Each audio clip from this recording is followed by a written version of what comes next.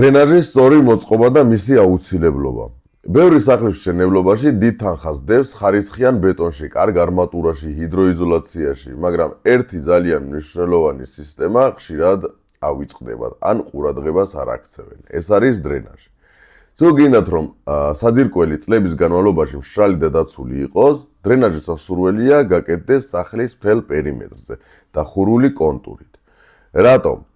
იმიტომ რომ წყალი მხოლოდ ერთი მხრიდან არ გროვდება. წვიმის დროს, თოვლის დნობისას ან გრუნტის წყლების აწევისას ტენის საძირკველზე ყველა მხრიდან მოქმედებს. ახლა გავიაროთ თუ როგორ კეთდება სწორი სადრენაჟო სისტემა. სახლის გარშემო ითხრება სანგარი.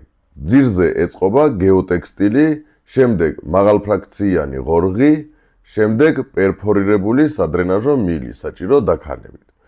მაგრამ აქ არის ერთი მნიშვნელოვანი დეტალი, რომელსაც ბევრი უშვებს. სახლის თითოეულ კუთხეში აუცილებელია დამონტაჟდეს შემკრები ან სარევიზიო ჭები. რისთვის არის ეს ჭები მნიშვნელოვანი? პირველ რიგში სისტემის კონტროლისთვის. მეორე, თუ მილში დაგროვდა ნალექი, მისი გაწმენდა ბევრად მარტივია. მესამე, სწორედ კუთხეებში იცვლება მილის მიმართულება და ყველაზე ხშირად პრობლემებიც აქ ჩნდება. ამიტომ აუცილებელია მოვაწყოთ სარევიზიო ჭები და გავანაწილოთ კუთხეები. ამის შემდეგ ყველა კუთხის ჭა ერთდება და წყალი გადადის მთავარ შემკრებ ჭაში. ანუ სწორი სქემა არის ასეთი.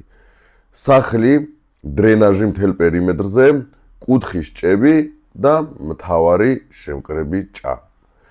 დიდი მადლობა ყურადღებისათვის, გამოიწერეთ ჩვენი გვერდი, აქ საუბრობთ მშენებლობაზე მარტივი ენით, რაც შეეხება ჩვენთან თანამშრომლობას, გამოგვიგზავნეთ PDF ფაილი თქვენი პროექტი და გამოგიგზავნით ჩვენი სერვისების საფასურს.